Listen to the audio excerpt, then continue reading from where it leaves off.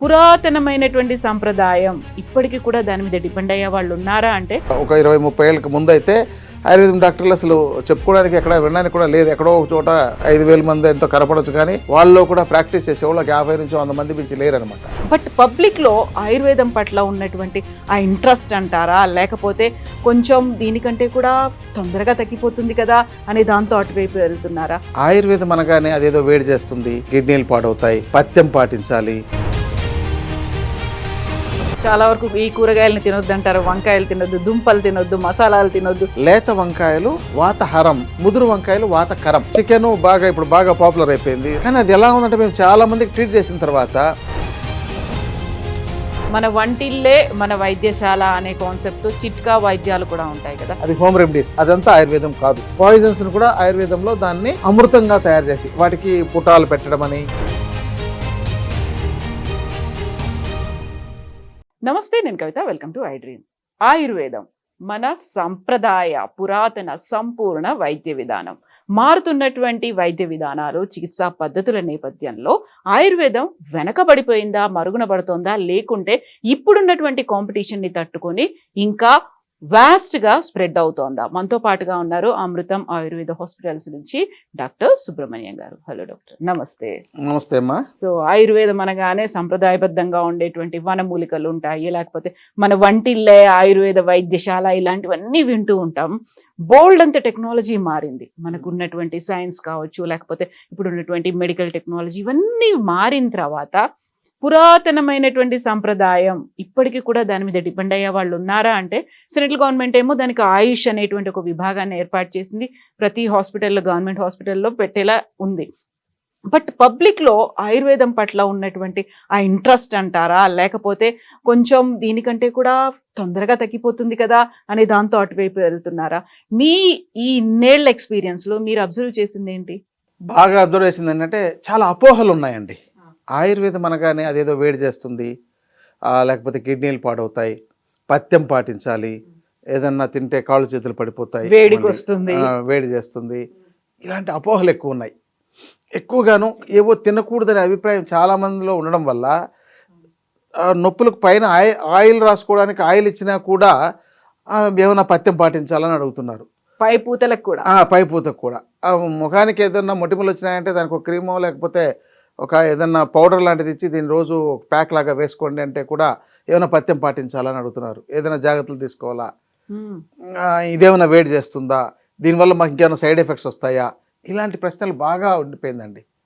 Problem ఏంటంటే ఇది గతంలో ఈ నిజమైన ఆయుర్వేదం ఎక్స్పీరియన్స్ బాగా ఉండే వాళ్ళకన్నా కొంచెం నేర్చుకొని ప్రాక్టీస్ చేసిన వాళ్ళు ఎక్కువ మంది ఉండడం, దాంతో ఇదివరకు ఏ డిగ్రీలు లేకుండా ఉండేవాళ్ళు ఒక 20-30 ఏళ్ళకి ముందు అయితే ఆయుర్వేదం డాక్టర్లు అసలు చెప్పుకోవడానికి ఎక్కడ వినడానికి కూడా లేదు. ఎక్కడో ఒక చోట మొత్తం స్టేట్ అంతా తీసుకుంటే ఒక 5,000 మంది ఎంతో కనపడవచ్చు, కానీ వాళ్ళు కూడా ప్రాక్టీస్ చేసేవాళ్ళు 50 నుంచి 100 మంది మించి లేరనమాట. దానివల్ల ఎక్కువగా ట్రెడిషనల్ ప్రాక్టీస్ కావచ్చు, లేకపోతే ఎవరైనా బతుకు తెరువు కోసం పెట్టుకున్న వాళ్ళు కావచ్చు, ఎక్కువగా వాళ్ళు ఏదో పెట్టి వాళ్ళు ఏదైనా ఇవ్వడం అంటే ఏదో పుస్తకాలు వాళ్ళు చదివి, ఎందుకంటే పుస్తకాలు చాలా వరకు ఈ ఇంట్రెస్ట్ ఉండే వాళ్ళకి అందుబాటులో ఉండేది. అంటే ఉన్నాయి చరిత్ర, ఇవన్నీ ఆయుర్వేద పుస్తకాలు, చిట్కా పుస్తకాలు కావచ్చు, రకరకాల వైద్యగుణ ప్రకాశ కానీ, వైద్యగుణ దీపిక అని రకరకాలుగా పేర్లతో చాలా బసవరాజీమని, భావప్రకాశం అని మార్కెట్లో అందుబాటులో ఉండేది. ఎవరికైనా ఇంట్రెస్ట్ ఉంటే వాళ్ళు వెళ్ళి వాటిని ఏదో తీసుకొచ్చి అలా ఇచ్చేసి, దాంతో ఏదైనా చిన్న తేడా వస్తే మీరు పథ్యం పాటించలేదనో లేకపోతే ఇంకోటనో వాళ్ళు ఏదో చెప్పడము, ఇలాంటి వాటి వల్ల ఏమైందంటే చాలామందిలో ఇది ఇప్పుడు మా దగ్గరకు వచ్చిన 100 పేషెంట్లో 99 పేషెంట్లు కూడా దీనికి ఏమైనా పథ్యం పాటించాలా, వేడి చేస్తాయా, ఏమైనా సైడ్ ఎఫెక్ట్లు ఉంటాయా అనే ప్రశ్న బాగా మిగిలిపోయిందండి. చాలా వరకు ఈ కూరగాయలను తినొద్దు అంటారు, వంకాయలు తినొద్దు, దుంపలు తినొద్దు, మసాలాలు తినొద్దు, బోల్డెన్ రెస్ట్రిక్షన్స్ అనేవి ఉంటాయి అనేది. ఎందుకంటే అన్నీ తినొచ్చండి, తినకూడదని లేదు, తినాల్సిన విధానం తెలియదు. ఇప్పుడు ఒక వంకాయ అన్నారు, లేత వంకాయలు వాతహరం, ముదురు వంకాయలు వాతకరం, ఓ చిన్న తేడా. వాతం అంటే ఏంటి, అది మన యొక్క దీన్ని ఎక్కువగా ప్రకోపింపజేసేటట్టు చేస్తుంది అనమాట, ఇలాంటివి ఏదైనా. ఇప్పుడు అలాగే మనకు గోంగూర కావచ్చు, కొన్ని పదార్థాలు, ఇప్పుడు ఇక్కడ చికెన్ ఇప్పుడు బాగా పాపులర్ అయిపోయింది, అందరికీ తినడం చికెన్ అనేది తెలిసిందే. ఇప్పుడు అలవాటు అయిన వాళ్ళు కూడా అలవాటు చేసుకున్నారు, కానీ అది ఎలా ఉందంటే మేము చాలామందికి ట్రీట్ చేసిన తర్వాత వాళ్ళు వెళ్ళి మళ్ళీ మీరు చికెన్ తినండి వాళ్ళు అడుగుతుంటారు. సరే తినండి అన్నామనుకోండి, అది తిన్నారంటే మళ్ళీ రిపీట్ డెఫినెట్గా వస్తుంది. అంటే పోయిన రోగాన్ని చికెన్ వెనక్కి పట్టుకొని వస్తుంది. ఇప్పుడు పైల్స్, ఫిస్టులా, ఫిషర్స్ ఉండే వాళ్ళు వస్తారు. ఈ ప్రాబ్లంతో వాళ్ళకు తినగానే ఇలాంటివి ఏమైనా తీసుకుంటే బ్లడ్ పడడం, లేదంటే విరేచనమయ్యే చోట నొప్పి రావడం, మంట రావడం, ఇలాంటి సమస్యలు ఉంటాయి. అప్పుడు వాళ్ళకి మందులు ఇచ్చి ఇలా మీరు మానేయండి కొన్ని రోజులు అనేసి అంటే వాళ్ళు కొన్ని రోజులు ఆపుకోలేరు అనమాట. ఒక ఆల్రెడీ వాళ్ళకి మొత్తం తగ్గిపోయింది, 90% తగ్గిపోయింది, ఇంకో 10% ఉంది అనగానే వాళ్ళు ఏదైనా ఇలాంటివి తింటే మళ్ళీ రిపీట్ అవుతుంటుంది. అందుకని అప్పుడు డాక్టర్ నిందించవచ్చు, లేదా మందులు పనిచేయట్లేదని నిందిస్తారు. వాళ్ళు తాను చేసిన తప్పుల్ని అక్కడ వాళ్ళు గుర్తించరు. అంటే ఇంతకాలం మేము మందులు వాడాం, అసలే ఇంకా తగ్గలేదు, మళ్ళీ అలాగే రక్తం పడుతోంది కదా, ఇలాగే ఉంది. అవును, ఇలాగే వస్తుంది అనేసి. సో అందుకని చాలా వరకు అంటే ఇక్కడ పథ్యము అంటే అర్థం ఏంటంటే మంచి ఆహారం తీసుకోవడము, అపథ్యము అంటే చెడు ఆహారం తీసుకోవద్దు, చెడు ఆహారము అని చెప్పిన అర్థం. అది తీసుకోవద్దు అంటాం. ఇప్పుడు ముందు మన ఆహారమే అమృతము, అదే విషం. ఎగ్జాక్ట్లీ, మనం ఏం తింటున్నామో మనం అలాగే ఉంటాం, మన ఆరోగ్యం కూడా దాని మీద ఫ్రెష్గా ఉండే ఆహారం తినండి, ఎప్పటికప్పుడు వండుకొని తినండి, ప్రాబ్లం లేదు. అదే దాన్ని డీకంపోజ్ అయిన తర్వాత దాన్ని మళ్ళీ వేడి చేసి తినండి, ఫుడ్ పాయిజన్ అయిపోతుంది. అప్పుడప్పుడు ఫుడ్ పాయిజన్ అయ్యి మనం కూడా అక్కడక్కడ అస్వస్థతకు గురయ్యారు ఇది అని ఇలాంటి బల్క్గా ఎక్కడైనా హాస్టల్స్లో చేసిన చోట్ల కానీ, ఏదైనా ఫంక్షన్లో చేసిన చోట్ల కానీ ఇలాంటివి వింటుంటాం కదా. కారణం ఏంటంటే మన ఫుడ్ ఫ్రెష్గా ఉండాలి. అది 2 గంటలు మించి దాటి వెళ్ళిపోకూడదు. మహా అంటే దాన్ని ఏదైనా మీరు హాట్ బాక్స్లో ప్రొటెక్ట్ చేయగలిగితే ఒక 4-5 గంటలు, అంటే మార్నింగ్ మీరు తయారు చేసుకొని వచ్చి మధ్యాహ్నం లంచ్ దాకా చేయడానికి. అదే మరుసటి రోజు దాకా ఉందనుకోండి, అది పాయిజన్ డెఫినెట్గా అవుతుంది. అంటే వాళ్ళకి ఎలాంటి సమస్య కలగకపోవచ్చు, కానీ అందరికీ కొందరికైతే దాని ప్రాణాపాయం కలిగించేంత సమస్య రాకపోవచ్చు, ఎంతో కొంత రోగాన్ని సృష్టించే గుణం దానికి ఉంటుంది. ఇప్పుడు ప్రోబయాటిక్ అని అంటున్నాం, చాలా వరకు మిగిలిపోయినటువంటి అన్నంలో దాని పాలు పెరుగు వేసేసి అలాగే తోడుకుంటుంది, రేపు పొద్దున తినొచ్చు అనేది మనకి మంచి ఆరోగ్యాన్ని ఇస్తుంది, మన పూర్వకాలంలో ఇదే తినేవాళ్ళు అని చెప్తారు. ఇలా అంటే మీరు చెప్పిన లెక్క బట్టి చూస్తే అది కొన్ని గంటలు దాటిపోతుంది కదా, అందరికీ పడుతుంది అంటే అది? ఇప్పుడు మీకు పాలని తోడు పెడితే పెరుగు అవ్వడానికి 8 గంటలు 10 గంటలు తీసుకుంటుంది. సో అది ఇంకా కావాలంటే అలా తీసుకున్నది ఇంకొక 8 గంటలు గడిచినా దానికి నష్టం జరగదు. కాకపోతే అన్నంలో కలిపి రాత్రంతా ఉంచి అక్కడ ఉన్నా కూడా అదే ప్రొటెక్ట్ చేస్తుంది, అక్కడ మంచి బ్యాక్టీరియాని డెవలప్ చేస్తుంది. అది ఇక్కడ మనకు చెడు బ్యాక్టీరియా డెవలప్ అవుతుంది. ఆల్రెడీ బాయిల్ అయిపోయి ఇప్పుడు ఆ రైస్ ఉడికిపోయి దాని కూరలు కలిపి సంథింగ్ చేశారనుకోండి, దానిలో అది చెడిపోతుంది. ఇప్పుడు మాంసాహారం తీసుకున్నారు ఎగ్జాంపుల్, ఓ బిర్యానీ, ఒక చికెన్ కట్ చేశారనుకోండి, అది సాయంత్రానికి అది చెడిపోతుంటుంది. దాన్ని వండారనుకోండి, ఇంకా అది పాయిజనే కదా. లేదంటే దాన్ని స్టోర్ చేసి నెక్స్ట్ డే దాకా ఉంచారనుకోండి, అది పాయిజనే అవుతుంది. అందుకని అంటే అన్ని పదార్థాలకు అలా కాదండి. మీరు ఎవరూనూ ఎప్పుడు మైక్రోస్కోపులు పెట్టుకొని దాంతో మంచి బ్యాక్టీరియా ఉందా, చెడు బ్యాక్టీరియా ఉందా అని ఎవరైతే చెక్ చేసుకోరు కదా. అందుకని ఏంటంటే ఎప్పటికప్పుడు తాజాగా ఉండే ఆహారము, తాజాగా ఉండే పళ్ళు, తాజాగా ఉండే కూరగాయలు ఇలా తీసుకోమని చెప్తాం. అంతేగాని కేవలం ఆయుర్వేదం మాత్రమే కాదు కదా, అన్ని రకాల వైద్యాలు చెప్తోంది కూడా ఇదే కదా, అప్పటికప్పుడు వండింది తినండి, ఫ్రెష్ ఫుడ్ తీసుకోండి అనేది. వైద్యం ఎక్కడైనా ఒకటే కదండి. బహుశా మందు దాన్ని తయారు చేసే విధానం మారొచ్చు, కానీ వైద్యం ఎక్కడైనా ఒకటే. ముందు అసలు మీరు ఆయుర్వేదం మొత్తం చదివితే రోగాలు రావడానికి 2 రకాల కారణాలు చెప్తుంది. ఒకటి ఆహారము, జీవన విధానం. మూడవది కర్మ. కర్మ అనేది ఇంకా అది దాన్ని ఎవరు తప్పించలేరు, దాన్ని అది వేరే సంగతి. ఇప్పుడు కర్మ మన చేతుల్లో లేదు, మనం మాట్లాడుకోవడం కూడా కాదు. మరి ఆహారము, జీవన విధానం అంటే శ్రమకు తగ్గ ఆహారం తినండి, ఆహారానికి తగ్గ శ్రమ చేయండి. మరి ఇప్పుడు ఇది విరుద్ధం అయిపోయింది. శ్రమకు తగ్గ ఆహారం తినట్లేదు, ఓవర్గా తింటున్నారు. లేదంటే శ్రమ చేసేవాడికి తగిన ఆహారం లేదు. సో వాడికి అతి శ్రమ చేయడం వల్ల ఎక్కువ సమస్య వస్తుంది, వీడికి అరగకపోవడం వల్ల సమస్య వస్తుంది. అతివృష్టి అనావృష్టి అంటాం కదా, అది ఇలా చూసుకుంటే అంతేనండి. అందుకని ఆహారంతోనే ఆధారపడి ఉంటుంది. నేను అందుకని నా యొక్క ఒక ప్రింటింగ్ అది ఫైల్లో, ప్రిస్క్రిప్షన్ ప్యాడ్లో రోగాలు లేవు, రోగాలు రావు. ఎప్పుడు మీరు ఆహార ధర్మాలు, ఆరోగ్య ధర్మాలు, జీవన ధర్మాలు సక్రంగా ఆచరిస్తుంటే రోగాలు లేవు, అసలే లేవు, రావు కూడా. మీరు తెచ్చుకుంటున్నారు, తెచ్చుకొని మందులేసి దాన్ని బాగు చేయాలనుకుంటున్నారు. అసలు రాకుండా ఎలా చూసుకోవాలి? హాస్పిటల్ మెట్లు ఎక్కని వాళ్ళు మనకు ఒక 2% 3% అయినా కామన్ పబ్లిక్లో ఉన్నారు. కాకపోతే ఇప్పుడు ఈ జనరేషన్ వాళ్ళు లేరు, పెద్దవాళ్ళు ఎవరో ఉన్నారు, అప్పటి నుంచి సేమ్ అదే లైఫ్ స్టైల్ ఫాలో అవుతున్న వాళ్ళు, అదే ఫుడ్ తింటున్న వాళ్ళు. అవునండి, అందుకని ఆ విధానం పాటిస్తే తప్ప వీళ్ళు హాస్పిటల్ మెట్లు ఎక్కకుండా ఉండరు. మరి హాస్పిటల్ మెట్లు ఎక్కకుండా ఉండాలంటే కష్టం కదా ఈ రోజుల్లో. ఈరోజు వాళ్ళ యొక్క పంచేంద్రియాలు ఆగలేవు, వాసనని ఆపుకోలేరు, కంటిని చూస్తేనే అసలు ఎట్లయినా ఒకసారి ఇప్పుడు తినేసేయాలనుకుంటారు, టెంప్ట్ అవుతారు. దాంతో ఈ సమస్యలు వస్తాయండి. అందుకని రోగాలు వస్తాయి. రాకుండా కాపాడుకోవాలంటే జాగ్రత్తలు పాటించుకోవాలి. ఆహారం మీద నియంత్రణ ఉండాలి. తగిన వ్యాయామం ఉండాలి. శ్రమకు తగ్గ ఆహారం, ఆహారం తగ్గ శ్రమ చేయాలి. ఇలాంటివి ఆచరిస్తూ ఉంటే ఏ రోగాలు లేవు. సరే రోగాలు ఏమైనా వచ్చేసాయంటే మళ్ళీ దానికి చాలా రకాల మందులు ఇప్పుడు ఎందుకంటే టన్నుల మందులు మార్కెట్లో అవైలబుల్ ఉన్నాయి. ఎందుకు వీళ్ళు రోగాలు తయారైతే వాళ్ళందరూ తినడానికి కోసమే కదా. కాబట్టి అలాంటి వాళ్ళు వైద్యుల పర్యవేక్షణలో సరైన మందుని ఎంచుకొని తగిన ఆహార విధానం తెలుసుకొని ఆచరించగలిగితే మంచి ఆరోగ్యాన్ని పొందుతారు.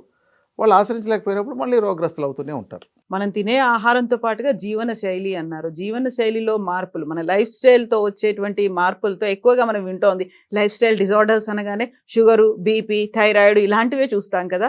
బట్ దాంతో అన్ని ప్రాబ్లమ్స్ కూడా దానివల్లే వస్తున్నాయి. అవునండి. ఇప్పుడు మీరు ప్రకృతికి విరుద్ధంగా జీవిస్తే ఈ సమస్య వస్తుంది. ఇప్పుడు నైట్ డ్యూటీలు ఇప్పుడు సాఫ్ట్వేర్ అంటున్నారు. వీళ్ళందరూ నైట్ టైం చేసిన వాళ్ళందరూ 2 ఏళ్ళు 3 ఏళ్ళు చేసిన వాళ్ళు చూడండి 2-3 ఏళ్ళ తర్వాత వాళ్ళ యొక్క ఫిజికల్ షేపే మారిపోయి ఉంటుంది. లేడీస్ చేశారంటే వాళ్ళ యొక్క మెన్స్ట్రువల్ సైకిల్ మారిపోయి ఉంటుంది. పీసీఓడీలు, పీసీఓఎస్లు ఇలా రకరకాల ఫైబ్రాయిడ్స్, సిస్టులు అన్నీ తయారవడం, రెగ్యులర్ మెన్స్ట్రువల్ సైకిల్ లేకపోవడం, ఇవన్నీ వీళ్ళు ఒబేసిటీ వచ్చేసేయడం, వాళ్ళకు ఒక 30 ఏళ్ళకే అసలు షేప్ అవుట్ అయిపోయింటున్నారు. కారణం ఏంటంటే ప్రకృతికి విరుద్ధంగా విరేచనం ఎలా వెళ్ళాలో దాని మీద కూడా అవగాహన లేకుండా ఉండేవాళ్ళు ఉన్నారు. ఎలా అంటే రోజు మనం లేవగానే విరేచనానికి వెళ్ళాలని కాకుండా 3 సార్లు తిన్నా అది ఒకవేళ వస్తే వెళ్తున్నారు, రాలేదనంటే అలా గడిపేస్తున్నారు. వారం రోజుల పాటు విరేచనం కావట్లేదు అని వచ్చిన వాళ్ళు కూడా మా దగ్గరకు ఉన్నారు. దాని గురించి అసలు పట్టించుకోవట్లేదు. రోజు మనం ఎలా తింటున్నామో అది కూడా ఒక మన జీవన చర్యలో భాగంగా అది ఉండాలి ఆలోచించట్లేదా? అవును, ఆలోచించట్లేదు. చాలా వరకు ఎక్కడో కొంతమంది అంటే రెగ్యులర్గా ఉండి ఏదైనా సమస్య వచ్చి ఇబ్బంది పడ్డప్పుడు మాత్రమే డాక్టర్ దగ్గరికి వెళ్ళడమో లేదా ఏదో ఒకటి మందులు వేసుకోవడము, ఏదో టాబ్లెట్ తీసుకోవడం ఇలాంటివి చేస్తున్నారు. సో విరేచనానికి వాళ్ళు మందులు వాడేవాళ్ళు 30-40% ఉన్నారంటే ఒకసారి ఆలోచించండి. 30-40%. అంటే దానికి మాకు ఆయుర్వేదంలో చాలా రకాల పంచసకార చూర్ణమని, త్రిఫల చూర్ణమని, రకరకాలుగా స్వాదిష్ట విరేచన చూర్ణమని ఇలాంటివి ఉన్నాయి. అవి రెగ్యులర్గా అమ్ముడుపోతూనే ఉంటున్నాయి, తీసుకుంటూనే ఉంటున్నారు. అంటే ఇంకా ఇదే కాకుండా అలోపతిలో చాలా ఉన్నాయి, అన్ని వైద్య విధానంలోనూ ఉన్నాయి. మళ్ళీ ఇది కాకుండా కొంతమంది నీళ్లు తాగితే కానీ విరేచనం కానీ వాళ్ళు అందుకని విరేచనం అవ్వాలంటే పొద్దున్న లేచి నీళ్ళు తాగండి అని చెప్పి నీళ్లు తాగమంటారు కదా. అవునండి, ఏదైనా తాగొచ్చు. విరేచనం అది తాగితే కానీ విరేచనం కాని వాళ్ళు ఉన్నారు. ఇంకా కొంతమందికి సిగరెట్ వెలిగిస్తే కానీ అలాంటివి ఉండే వాళ్ళు ఉన్నారు. టీ తాగితే కానీ విరేచనంకి వెళ్ళలేని వాళ్ళు ఉన్నారు. కాఫీలు తాగితే వెళ్ళలేని వాళ్ళు ఉన్నారు. వీళ్ళందరూ మరి పరిస్థితి ఏంటి? వీళ్ళందరూ కాన్స్టిపేషన్తో సమస్యతో బాధపడుతుండే వాళ్ళే కదా. సో అది కాన్స్టిపేషన్ సమస్య అనేది తెలీదు, వచ్చినప్పుడు వెళ్తాము, బట్ ఇది డైలీ ఉండాలి అనేది మాత్రం అర్థం కాలేదు. అవును, అది అర్థం కాలేదు. ఇంకొంతమందికి ఇవే కొన్ని రోజులకు వేరే ప్రాబ్లంగా తయారై ఐబిఎస్ లాంటివి డెవలప్ అవుతాయి. అంటే తినగానే విరేచనకు పరిగెట్టడం, ఈ సమస్య కొంతమందికి ఉంటుంది. ఇక గ్యాస్ ట్రబుల్, అసలు మీరు అది ఒకసారి ఇప్పుడు గ్యాస్ట్రోఎంట్రాలజీ డిపార్ట్మెంట్ ఎలా ఉందో ఒకసారి ఆలోచించండి. ఆ డాక్టర్ల దగ్గర చాలా ఎందుకు బిజీగా ఉంటున్నారు? ఎప్పుడు రోజు ఉదయం లేవగానే ప్యాన్ ట్యాబ్లెట్లు వేసుకోవాలనుకునే వాళ్ళు ఎంతమంది ఉన్నారు? వేసుకుంటుండే వాళ్ళు ఎంతమంది ఉన్నారు? అసలు ఎవరైనా మా దగ్గరకు వచ్చిన ఒక 100 మంది పేషెంట్లో మీకు గ్యాస్ ట్రబుల్ ఉందా అని అడిగితే 90% ఉందని చెప్తారు. నాకు అప్పుడప్పుడు సరిగా అరగదు, కడుపు ఉబ్బరము, త్రేంపులు వస్తాయి, ఇలాంటి ఇబ్బందులు ఉందని. అంటే ఎందుకు అవుతుంది గ్యాస్ ట్రబుల్? అది మన ఆహారం వల్ల. అందుకని గ్యాస్ ట్రబుల్ అనే డిసీజే లేదు. గ్యాస్ ట్రబుల్ ఒక అబద్ధపు రోగం. అదేంటి? అంతే కదా, మన ఫుడ్ సరిగా లేక, మనం తినే విధానం సరిగా లేక, మనం వండుకునే విధానం సరిగా లేక వచ్చే సమస్య. అది డైరెక్ట్ గా కాకుండా ఇండైరెక్ట్ గా మన మీద అటాక్ అవును, అంతే కదా. సరిగా ఉడికిందా లేదో తెలియదు, సరిగా పిసుకుతున్నారా లేదో తెలియదు, సరిగా నములుతున్నారా లేదో తెలియదు, అలా మింగేస్తున్నారు. ఇంతకుముందు తిన్న ఆహారం జీర్ణం కాకుండానే మళ్ళీ ఆహారం తింటున్నారు. మళ్ళీ దాని మీద టీలు, కాఫీలు, ఇంకోటి ఇంకా మళ్ళీ నూనెలో దేవిన పదార్థాలు తింటున్నారు. నూనెలో దేవిన పదార్థాలు ఎప్పుడు తినాలో తెలియదు. నార్మల్ ఫుడ్తో పాటు నూనెలో దేవిన పదార్థాలు తినకూడదు, నార్మల్ ఫుడ్తో పాటు ఫ్రూట్స్ తినకూడదు, ఇంకా అన్ని మిక్స్డ్ ఫుడ్గా తింటున్నారు. అందువల్ల చాలామందికి గ్యాస్ ట్రబుల్ అవుతుంది, ఎప్పుడు కడుపుబ్బరం ఉంటుంది. నూనెలో దేవిన పదార్థాలు అంటే పాపడ్స్ దగ్గర నుంచి ఇవన్నీ కూడా అందులోనే వస్తాయి. అంతే కదా, బజ్జీలు కానీ అది ఇంకోటి బోండాలు అంటారు, లేకపోతే మైసూర్ బజ్జీలు అంటారు, ఇంకా మిర్చి బజ్జీలు, ఇవేవైనా కావచ్చు. ఇవన్నీ ఇప్పుడు మనకు మీరు ఏ ఫంక్షన్కైనా వెళ్ళండి, ఇలా నూనెలో దేవిన పదార్థాలు 1, 2, 3 ఉంటున్నాయి. మళ్ళీ ఇంకొకటి చెప్పాలంటే స్వీట్ ఉందనుకోండి, ఇప్పుడు పూర్ణం ఉందండి, పూర్ణం కూడా స్వీటే అనుకుంటాం, కాకుంటే అది కూడా నూనెలోంచి వచ్చిందే కదా. ఇప్పుడు మనకు పెళ్ళి ఫంక్షన్ అనగానే ఒక సమతుల ఆహారం మొత్తం ప్లేట్ ఫుల్ ఆఫ్ ఒక ఫీస్ట్ లాగా కనిపిస్తుంది. అందులో మీరు చెప్పినటువంటి ఇవన్నీ పదార్థాలు కనిపిస్తూ ఉంటాయి. అవును, ఉంటాయి. అందుకనే మీరు కాపాడుకోవాలంటే ఒక విధానం పాటించాలి. మీరు స్వీట్స్ని ఎలాంటివి ఏమైనా తీసుకోవాలంటే అది ప్రత్యేకమైన ఆహారంగా తీసుకోవాలి. అంటే అదొకటి స్నాక్స్ లాగానో అదొక్కటే తిని అది పూర్తిగా అరిగిన తర్వాత మీరు మామూలు ఫుడ్లోకి వెళ్ళాలి. ఈ కలగూరు గంపగా తిన్నారనుకుంటే తప్పకుండా వస్తాయండి. మనకి పురాణాల నుంచి కూడా మనకి ఇప్పుడు ఎక్కడైనా ఏదైనా జరిగింది అంటే మన ఇంట్లో ఫంక్షన్ అనగానే ఫస్ట్ మనకు స్వీట్ తోనే స్టార్ట్ చేస్తాం. స్వీట్ తో స్టార్ట్ చేసిన తర్వాత ఇందులోనే భక్ష్యం, భోజ్యం, లేహ్యం ఇలాంటివన్నీ అందులోనే ఉంటాయంటే అదే కదా. అన్నీ ఒకేసారి తినమని కాదు కదా, అవన్నీ విడివిడిగా తినండి. ఓకే. మీరు దాన్ని అన్ని మిక్స్డ్గా తినొద్దు. మనకి అక్కడ ఆకులో వేసేస్తారు, విస్తరాకులో పెడతారు, ఆ ప్లేట్ లో ఎందుకు ఉంటాయి. మీరు 4 రోజులు ఫంక్షన్కి వెళ్ళండి. 4 రోజులు ఒక ఉదయము బ్రేక్ఫాస్ట్, లంచ్, డిన్నర్ 4 రోజులు చాలు. అక్కడే ఓన్లీ ఫంక్షన్లో లేదంటే హోటల్ ఫుడ్తోనో తినండి. మీకు 5వ రోజు మీరు ఏదో ప్రాబ్లం చెప్తారా లేదా? వస్తుంది, ఆబ్వియస్ గా వస్తుంది. అంతే, మనం నూనె గురించి అనుకుంటాం అంతే. అంటే అదే ఏదైనా ఇక్కడ ఫుడ్ అది ప్రాపర్గా వండకపోవడం ఉండొచ్చు, లేకపోతే ఇలా మిక్స్డ్గా ఉండొచ్చు, ఏదైనా. అందుకని ఆహారంలో నియంత్రణ, అది మనకు ఎలాంటి ఇబ్బంది కలిగించిన ఆహారం మాత్రమే మీరు చూసుకోవాలి, గమనిస్తూనే ఉండాలి. ఇలా తిన్నానంటే త్రేంపులు వచ్చాయి, పుల్లగా వచ్చింది, కడుపుబ్బరమైంది, ఇలాంటి ఇబ్బంది వచ్చింది అంటే మీరు ఎక్కడో ఆహారంలో తప్పు జరుగుతుంది. అది సరి చేసుకుంటే గ్యాస్ ట్రబుల్ అనే డిసీజు లేదు, రాదు కూడా. అది లేకపోతే ఇక దాంతోనే చాలా రకాల రోగాలు పెరుగుతాయి. కాన్స్టిపేషన్తో చాలా రకాల రోగాలు పెరుగుతాయి. ఈ 2 చాలు వాళ్ళకి ఇతర రోగాలు చాలా రావడానికి.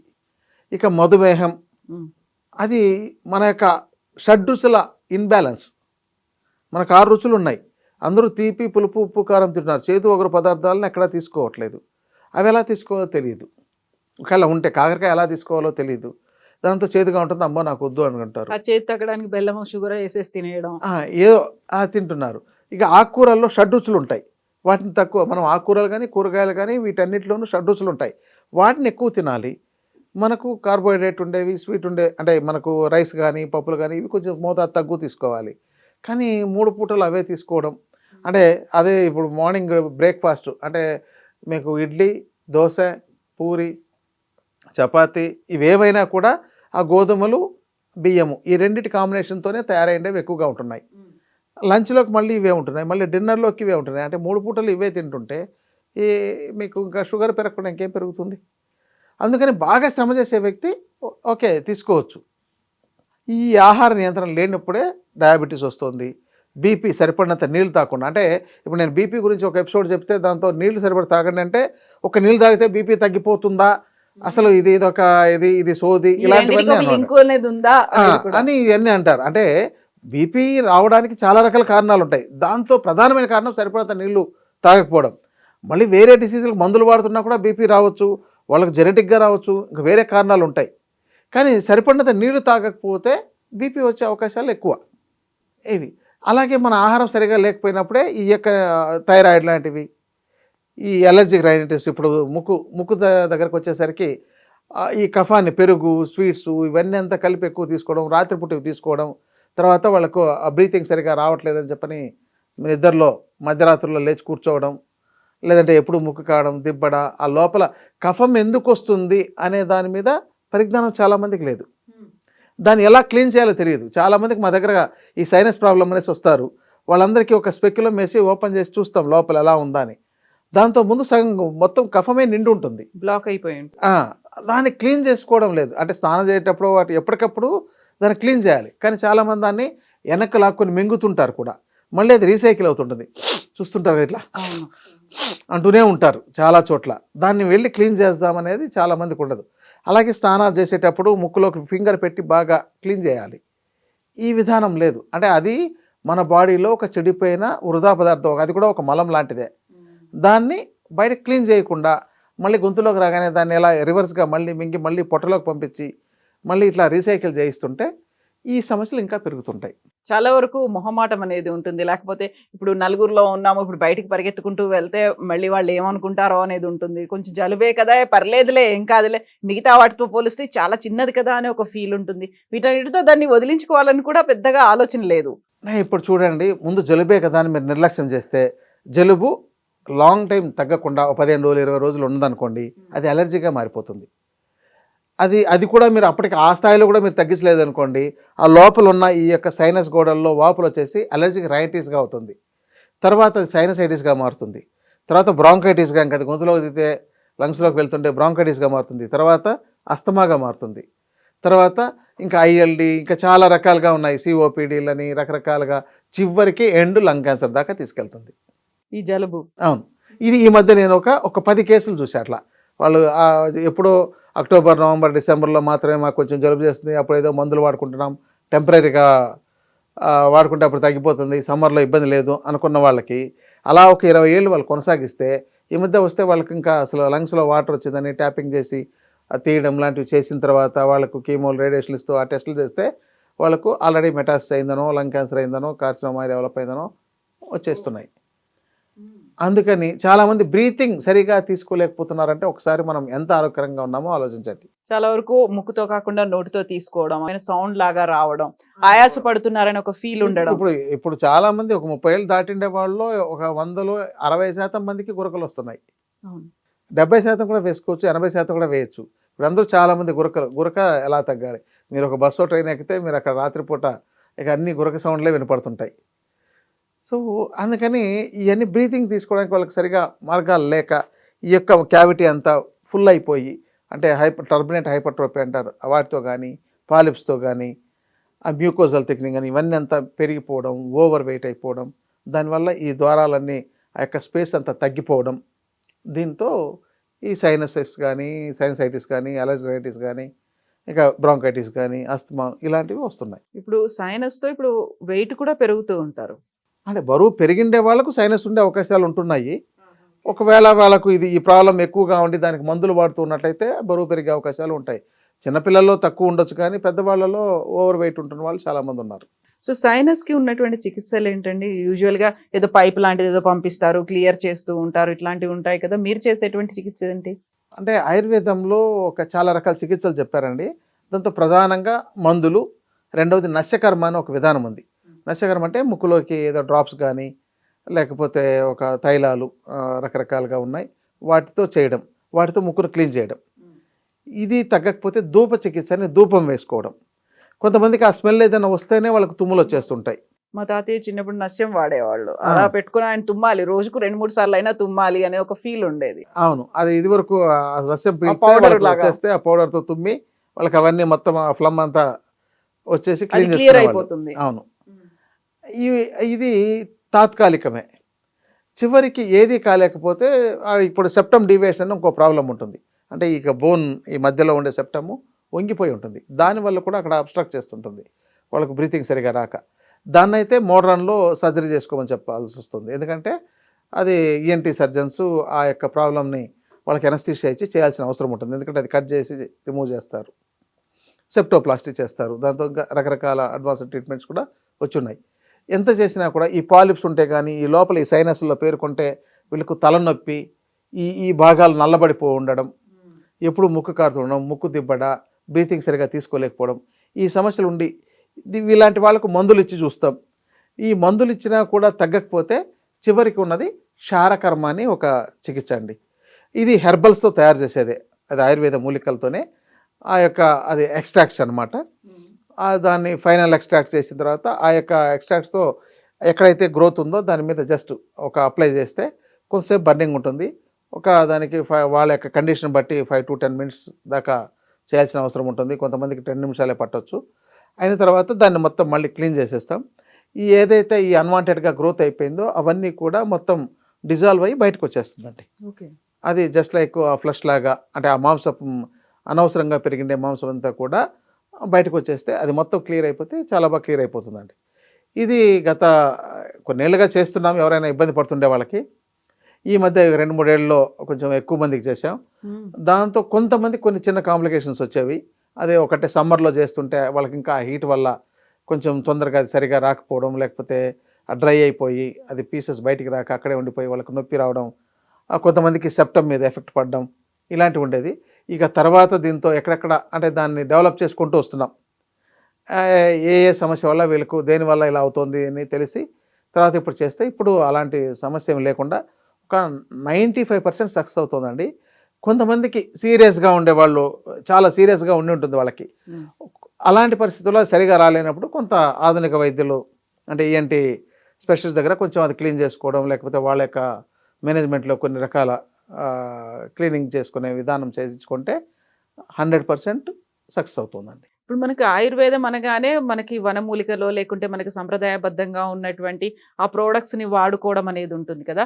బట్ మన వంటిల్లే మన వైద్యశాల అనే కాన్సెప్ట్ చిట్కా వైద్యాలు కూడా ఉంటాయి కదా. సో చిట్కా వైద్యాలు ఎక్కువ మన కరోనా కాలంలో చూసాము. ఆ తర్వాత కూడా ఆ చిట్కా అవును. దానికి ఆయుర్వేదానికి ఉన్నటువంటి డిఫరెన్స్ ఏంటి? ఎక్కువగా ఏమనుకుంటారు మన వాళ్ళు చాలా వరకు ఉన్నది ఏంటంటే ఈ చిట్కా వైద్యమే ఆయుర్వేదము. అదే అన్నిట్లలోనూ ఉంటుంది. మన ఇంట్లో కూడా అదే ఉంది అనేది. 2 ఒకటే అంటారా? కాదండి. చిట్కా వైద్యము మీరు ఇంట్లో వాడుకునే గృహ వైద్యం, అది హోమ్ రెమెడీస్ అంతే తప్ప అదంతా ఆయుర్వేదం కాదు. కానీ ఆయుర్వేదంలో వాడేవన్నీ కూడా అలాంటి మూలికలే. హ్మ్. తర్వాత ఇంకా ఇంకా దానికంటే అడ్వాన్స్ ఏంటంటే మినరల్ కాంపౌండ్స్ ఉంటాయి. అంటే బంగారం దగ్గర నుంచి వెండి దగ్గర నుంచి వజ్రాల దగ్గర నుంచి అన్నిటినీ ఆయుర్వేదంలో మా ఔషధాలుగా వాడతారు. చివరికి పాయిజన్స్ను కూడా ఆయుర్వేదంలో దాన్ని అమృతంగా తయారు చేసి వాటికి పుటాలు పెట్టడం అని, రకరకాల కూపీపక్వ రసాయనాలని, ఇలాంటివన్నీ ప్రాసెసింగ్ విధానం ఉందండి. ఇప్పుడు మనకు ఈ 100-150 ఏళ్ళలో మాత్రమే ఈ ఆధునిక వైద్యం ఈరోజు వచ్చింది.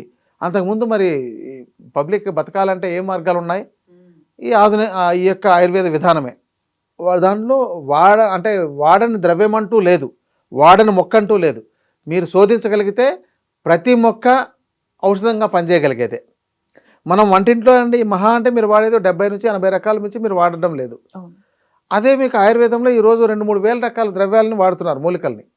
అంటే ఇప్పుడు మనం మిరియాలు ఇక్కడ తక్కువ మోతాదులో వేసుకుంటాం, అట్లాగే కొన్ని తీక్షణ గుణం ఉండే వాటిని తక్కువ మోతాదులో వాటి ఎక్స్ట్రాక్ట్స్ కావచ్చు, లేకపోతే వాటికి డిఫరెంట్ ప్రాసెసింగ్ విధానం కావచ్చు, దాంతో కషాయాలు, గుటికలు, ఆ ట్యాబ్లెట్స్ రకరకాల, ఇప్పుడు మరీ ఇంకా అడ్వాన్స్గా జస్ట్ చూవబుల్ ట్యాబ్లెట్స్ లాగా వచ్చేస్తున్నాయి ఆయుర్వేదంలో కూడా.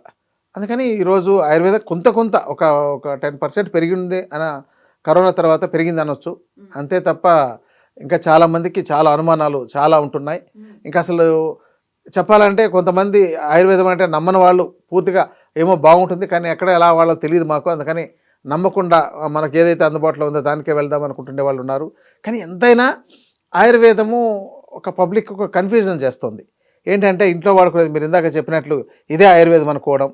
చాలామంది వాళ్ళ ఇంట్లో చేసుకుని మాకు ఆయుర్వేదం తెలుసండి, మేము రోజు వాము వాడతామంటారు. కషాయాలు వాడుతున్నారు. వాము వాడేది తెలిసినా, మిరియాలు వాడేది తెలిసినా, జీలకర్ర వాడేది తెలిసినా కూడా ఆయుర్వేదం అనేస్తున్నారు. కానీ ఆయుర్వేదంలో కొన్ని లక్షల రకాల మూలికల్ని మనకు 84 లక్షల రకాల మొక్కలు ఉండొచ్చేమో, మరి మనం అంత చూడలేం. కానీ అట్లీస్ట్ ఒక 8,000 రకాల మొక్కలను అయితే ఈరోజు మెడికల్లో డిఫరెంట్గా వాడుతున్నారు.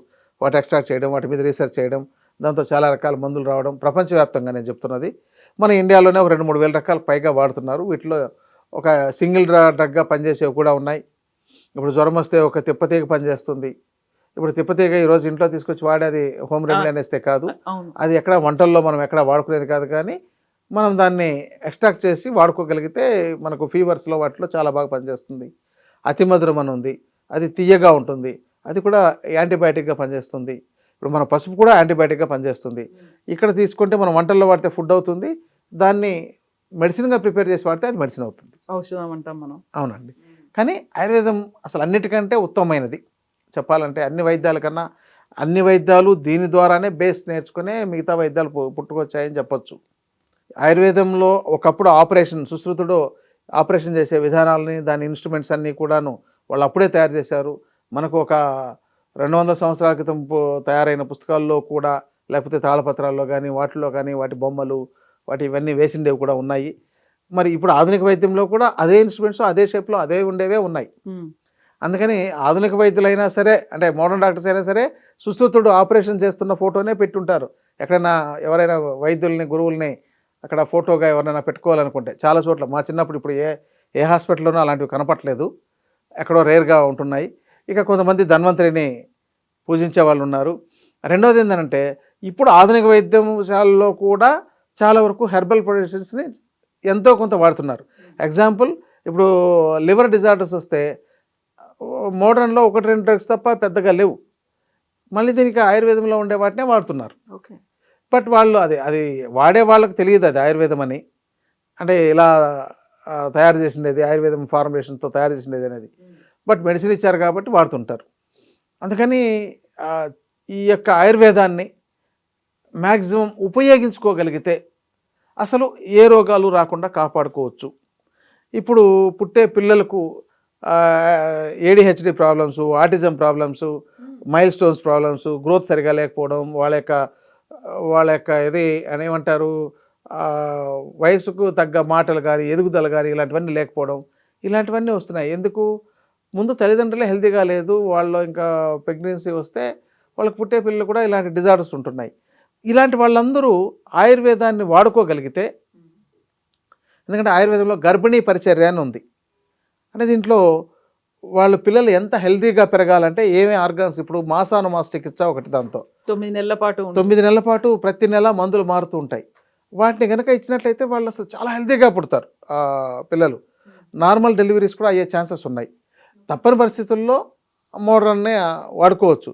కానీ దాని మీదనే చేసేవాళ్ళు అసలు ఏ సర్జరీకి వెళ్లకుండానే డెలివరీ చేయించిన సందర్భాలు ఉన్నాయి.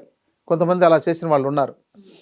అయితే ఇప్పుడు దీనికన్నిటికీ ప్రచారం చాలా కావాలి. ఆ ప్రచారం లేకనే వాటిని ఎవరు వాడుకోవట్లేదు. ఇప్పుడు మీరు అన్నట్టుగా ఆటిజం, ఏడిహెచ్డి వీటికి కూడా ఆయుర్వేదంతో చికిత్స ఉంటుంది. చికిత్స ఉంటుంది. ముందు నేను అనేది ఏంటంటే, వచ్చిన తర్వాత వాళ్ళకి జీవితకాలం మందులు వేసుకోవడం దానికన్నా ఈ యొక్క ప్రెగ్నెన్సీ వచ్చినప్పుడే ఒక 9 నెలలు తగిన మెడిసిన్స్ని ఆయుర్వేద వైద్యుల పర్యవేక్షణలో తీసుకున్నట్లయితే, ఈ మాసానుమాస చికిత్సలు కానీ గర్భిణీ పరిచర్య చికిత్సలు కానీ చేయించుకున్నట్లయితే మంచి ఆరోగ్యకరమైన పిల్లలు పుట్టే అవకాశాలు ఉన్నాయి. నేను ఒక 10 ఏళ్లలో 15-20 మందికి మాత్రం ఈ యొక్క చికిత్సా విధానాన్ని అందించాను. వాళ్ళకి పుట్టిన పిల్లలు చాలా హెల్తీగా ఉన్నారు. వాళ్ళ స్కూల్కి వెళ్ళినా మిగతా పిల్లల కన్నా వీళ్ళు డిఫరెంట్గా, వీళ్ళ యొక్క గ్రాస్పింగ్ కానీ, వీళ్ళ యొక్క మాట తీరు కానీ, వీళ్ళు నేర్చుకోవడం కానీ, చదవడం కానీ అన్నీ చాలా బాగుంటున్నాయి. అదన్నీ మరి ఏంటి, వాళ్ళ యొక్క అంటే మనకు ఎలాంటిదంటే బీజంలోనే మనం మంచి న్యూట్రిషన్ అందించినప్పుడు ఆ చెట్టు ఎలా ఎదుగుతుందో, నర్చరింగ్ అంటాం మనం దాన్ని. అంతే ఇక్కడ కూడా వీళ్ళ ఎదుగుదల బాగుంటుంది. వచ్చిన తర్వాత వాళ్ళకు ఇప్పుడు కొంతమంది ఈ ఆటిజం పిల్లల్ని కానీ, ఏడిహెచ్డి ఉండే పిల్లలు కానీ తీసుకొస్తే వాళ్ళు ఎంత తల్లిదండ్రులు ఎంత అవస్థపడుతున్నారు, వాళ్ళ యొక్క లక్ష్యం కూడా మారిపోయి ఉంటుంది. వాళ్ళు ఏదో అనుకుంటారు, తర్వాత వాళ్ళ యొక్క జీవితం అంతా వీళ్ళని బాగు చేయడానికో, వీళ్ళని కాపాడడానికో, వీళ్ళకి తగిన మందులు ట్రీట్మెంట్లు ఇవ్వడానికో సరిపోతుంది వాళ్ళ జీవితం అంతా. నేను చాలామందిని అలాంటి వాళ్ళని చూసి ఇక వాళ్ళ యొక్క ఉద్యోగాలు మానేసుకొని, లేకపోతే అసలు మొత్తం వాళ్ళకు అనుకున్నది, వాళ్ళు అంతకుముందు అనుకున్నది వేరు, చివరికి వీళ్ళు పుట్టిన తర్వాత వాళ్ళ యొక్క జీవన విధానం వేరైపోతుంది. మరి అలాంటి పరిస్థితి రాకుండా కాపాడవచ్చు కదా, ముందే జాగ్రత్త పడవచ్చు కదా. అందుకని నెక్స్ట్ భవిష్యత్ తరాలు, ఇప్పుడు ఉండే పిల్లల్లో కూడా ఇంకా ఇప్పుడు ఈ మధ్య పెళ్ళిళ్ళకు చేసుకోవాలని అనుకుంటుండే వాళ్ళు, అమ్మాయిలు కానీ అబ్బాయిలు ముఖ్యంగా వాళ్ళకు ఈడీ ప్రాబ్లమ్స్ వచ్చేస్తున్నాయి, ఎరెక్టైల్ డిస్ఫంక్షన్ ప్రాబ్లమ్స్ ఉన్నాయని చెప్పని వాళ్ళు వస్తున్నారు. అందుకని ముందుగానే మాకు మందులు ఇవ్వండి, మేము ముందు హెల్తీగా ఉండడానికి. అంటే 25 ఏళ్ళలో మంచి ఆరోగ్యకరంగా ఉండాల్సిన ఒక కుర్రాడు ఇలాంటి మానసిక పరిస్థితి ఉంటుంది అని అంటే వాళ్ళు ఎంత ఆరోగ్యకరంగా ఉన్నారో ఒకసారి ఆలోచించండి. అందుకని ఈ యొక్క ఆయుర్వేదం మళ్ళీ చివరికి వాళ్ళు ఎన్ని చోట్లకి వెళ్ళినా ఫైనల్గా ఆయుర్వేదానికి వస్తున్నారు. అదేదో ముందే వస్తే ఇలాంటి సమస్యలన్నింటినీ బాగు చేసుకోవచ్చు కదా. ఇలా ఆయుర్వేదంలో అన్ని రకాల రోగాలకు చికిత్సలు ఉన్నాయండి. ఎవరైతే నిపుణులు ఉన్నారో వాళ్ళని సంప్రదించి తెలుసుకోవచ్చు. మేము దీని మీద గతంలో మ్యాగజైన్ కానీ టీవీలో వీటిలో అవేర్నెస్ కలిగించడానికే చెప్తున్నాము. ఇక అవగాహన కలిగిన వాళ్ళు చేయించుకుంటున్నారు, వెళ్తున్నారు. ఎవరైనా వస్తే వాళ్ళకి తగిన చికిత్సలు అందించడానికి మేము సిద్ధంగా ఉన్నాం. సో అమృతం అందుకే పెట్టారా? ఎంత బాగుంది ఆ పేరు అసలు, అమృతం అంటే. అమృతం అని ఒక మ్యాగజైన్ రన్ చేశామండి ఇది వరకు. అంటే అప్పుడు ఏ పేరు పెట్టాలని చూసి ఒక 2003లో దాన్ని ప్రారంభించాం. 2006 నుంచి ఎక్కువగా ప్రచారంలోకి తీసుకొచ్చాం. మొత్తం మనకు తెలుగు రాష్ట్రాల్లో బాగా సప్లై చేశాము, చాలా నాలెడ్జ్ ఇచ్చాము. ఇక ఎప్పుడైతే సోషల్ మీడియా వచ్చేసిందో దాంతో వాటికి ఆ యొక్క పేపర్స్ చదివేవాళ్ళు, అంటే మ్యాగజైన్ చదివేవాళ్ళు తగ్గిపోయారు.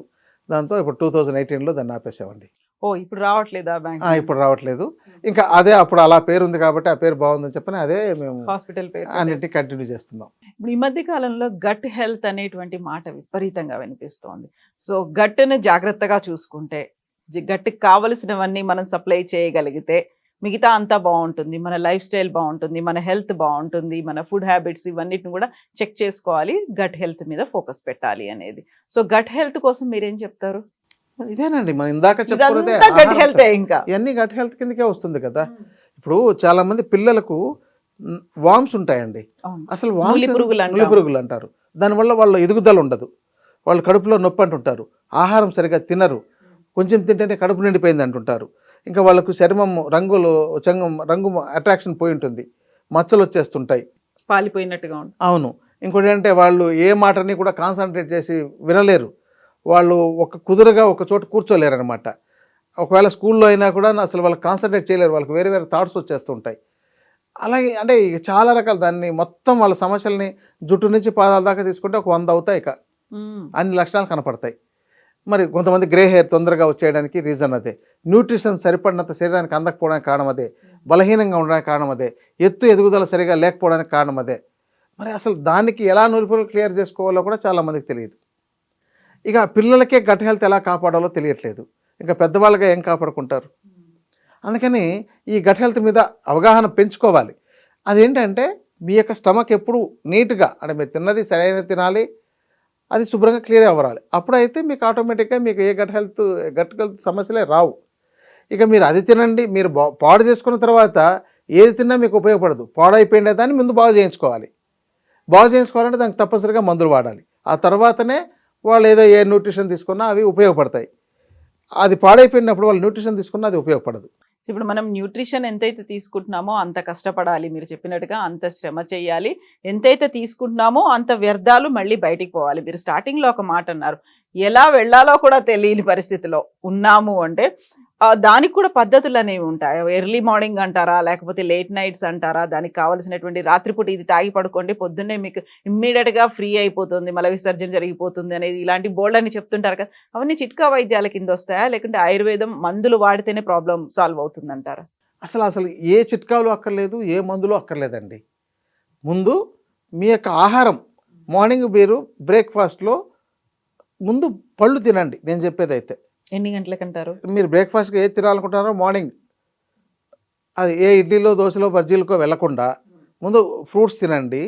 తర్వాత మీరు ఎంత తొందరగా అయితే అంత తొందరగా భోజనం చేయండి. అంటే 11 o'clockకే చేయండి. లేదంటే మీరు ఒకవేళ పళ్ళు తినలేకపోతే రోజులో ఏదో ఒక సమయంలో ఒక ఫుడ్ పళ్ళకే పెట్టండి. ఒక మీల్ అనేది కంప్లీట్గా దానికే పెట్టండి. ఇంకో మీల్ ఓన్లీ వెజిటబుల్స్ పెట్టండి. ఇంకా రైసు, ఇలాంటి గోధుమలు, ఇలాంటి ప్రిపరేషన్స్తో కావాల్సింది మధ్యాహ్నం ఫుడ్లో మీ ఇష్టం వచ్చినంత తినండి. ఆకుకూరలు, ఈ యొక్క ధాన్యాలతో చేసినవి. మీరు ఈవినింగ్ వెజిటబుల్స్ కానీ ఫ్రూట్స్ కానీ తీసుకోండి. అంటే ఫ్రూట్స్ తీసుకొచ్చినప్పుడు రాత్రి లేట్ నైట్లో తీసుకోకూడదు. వెజిటబుల్స్ అయితే లేట్ నైట్లో కూడా తీసుకోవచ్చు అనమాట. ఎప్పుడైతే వీటిని తీసుకుంటారో వాళ్ళకు కావాల్సినంత ఫైబర్ అందుతుంది కాబట్టి పొద్దున్నే అవే తట్టి లేపుతాయి. అసలు వాళ్ళు ఏ ప్రయత్నం చేయకుండా ఏ మందు వేసుకోవాలి, అంతే. అది అలవాటు. అంటే ఒక్కరోజు చేయగానే వెంటనే మాకు అవ్వట్లేదండి, మరుసటి రోజు నాకు ఫోన్ చేసి మీరు చెప్పారు, నేను పాటించాను, నాకు పని చేయలేదని చెప్పనే వాళ్ళు ఉంటారు. అలా కాదు. ముందు ఒకవేళ మరీ ప్రాబ్లంగా ఉన్నట్లయితే ఏ త్రిఫల చూర్ణమో ఏ పంచదార చూర్ణమో వేసుకొని కొంచెం క్లియర్ చేసుకుంటూ, ఒకప్పుడు క్యాస్టర్ ఆయిల్ వాడేవాళ్ళండి, వంట ఆముదం అని. వంటల్లో కూడా వాడేవాళ్ళు. మా చిన్నప్పుడు మా వాళ్ళు వంట ఆముదాన్నే పోపు పెట్టుకోవడానికి వాడేవాళ్ళు. కానీ అది ఆ వాసన భరించలేదనో, లేకపోతే ఇంకోటి అది రుచించట్లేదనో, ఇలాంటివి ఇప్పుడు చాలా రకాల ఆయిల్స్ అందుబాటులోకి వచ్చేసాయి కాబట్టి మాకు వేరుశనగలు పండకపోయినప్పుడు మాకు ఆయిల్స్ని ఆముదాలే వాడేవాళ్ళు, ఎక్కువగా అందుబాటులో ఉండేవి. మరి ఇప్పుడు అసలు అది లోపలికి తీసుకుంటారా? తీసుకుంటే ఇంకోటి ఏంటంటే మనకు సినిమా డైలాగులు వచ్చేసి పడ్డాయి. ఎలాంటివంటే, ఏంటి ఆముదం తాగినోడు మొహంలాగా ఉంది అని ఎక్కడైతే పెట్టారో, మరి మా మొహం అలా అయిపోతుందేమో అనే ఉద్దేశంతో దాన్ని తాగడానికే ఇష్టపడరు ఎవరైనా. అందులో ఏం చెట్లు లేని చోట ఆముదం చెట్టే మహావృక్షం అనేది, అంటే దానికి కొంచెం తక్కువ ప్రయారిటీ ఇచ్చినట్టు. అవును, ఇలాంటివన్నీ ఇప్పుడు ఎవడైనా మొహం మార్చుకుంటే మూల శంకున్నోడు లాగా అయిపోయావని, అలా ఉన్నావా అని ఎక్కడైతే ఈ సినిమా డైలాగ్ విన్నారో చాలామంది మహిళలు అక్కడ ఏదన్నా నొప్పి, మంట, ఇబ్బంది ఉంటే డాక్టర్ దగ్గరికి వెళ్ళి చూపించుకోవడానికి కూడా చాలామంది సిగ్గుపడి కొన్నేళ్ళు గడిపేసిన వాళ్ళు ఉన్నారండి. అందుకని ఇలాంటివి ఏం లేదు, డాక్టర్ దగ్గరికి ఏ సమస్యనా వెళ్ళి చెప్పుకోవచ్చు. ఈరోజు ఇంకోటి ఏంటంటే ఏఐ దాకా అడ్వాన్స్ మీడియా అయిపోయింది కాబట్టి ఇప్పుడు దాని మీదే చాలామంది సెర్చ్ చేసుకొని మందులు వాడుకుంటుండే వాళ్ళు కూడా చూస్తున్నాం. ఇది మరీ విపరీతమైంది. కాబట్టి ఏదైనా మెడిసిన్గా, హెల్త్ ఇష్యూస్గా వైద్యం దాని మీదే చదివి ఉంటారు కాబట్టి వాళ్ళు కొంత కరెక్ట్గా ఎక్స్ప్లెయిన్ చేయగలరు కాబట్టి ఎంతో కన్సల్టేషన్ ఫీజు ఇచ్చి వైద్యులనే సంప్రదించి వాళ్ళ పర్యవేక్షణలో తీసుకోండి అని మేము అడ్వైజ్ చేస్తున్నాం. లాస్ట్ మీల్ అనేది ఎప్పుడు తీసుకోవాలి? ఈ రోజులో మనం ఫుడ్ తీసుకోవడం ఇప్పుడు ఆపేసేయాలి, ఇన్ని గంటల తర్వాత తినొద్దు అంటే సాయంత్రం 7 లోపు కంప్లీట్ చేయండి. 7 ఏదైనా. లిక్విడ్స్ అంటే మజ్జిగ తాగుతారు, కొంతమంది జావలు తాగుతారు, అది ఎప్పుడైనా తాగండి. 7 తర్వాత కూడా తాగొచ్చు. అంటే అప్పుడు మీరు జావ లాంటివి కాకుండా జ్యూసెస్ లాంటివి కానీ ఇంకేమైనా అయితే తీసుకోవచ్చు. మజ్జిగ కానీ ఇలాంటివి తీసుకోవచ్చు. రాత్రి పడుకునేటప్పుడు పాలు తాగి పడుకుంటే మంచిది, ఒకవేళ ఏదైనా తాగాలనుకుంటే.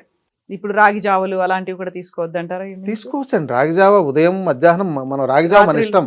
రాత్రులు రాత్రుల్లో కూడా తీసుకోవచ్చండి, తీసుకోకూడదని లేదు. బట్ అంటే 7 తర్వాత మీరు ఆపేయగలిగితే మీ ఎక్స్క్రేటరీ మెకానిజం ప్రాపర్గా వర్క్ చేస్తుంది, దాని పని అది చేసుకుపోతుంది. అంతేగాని అంటే మీకు విరేచనం అవ్వాలి, రాత్రి 10ంటికి తిని ఉదయం 6 గంటలకంతా లేచి పరిగెట్టాలంటే పరిగెట్టనివ్వదు, దానికి మళ్ళీ ఇంకొక 12 గంటలు కావాల్సిందే.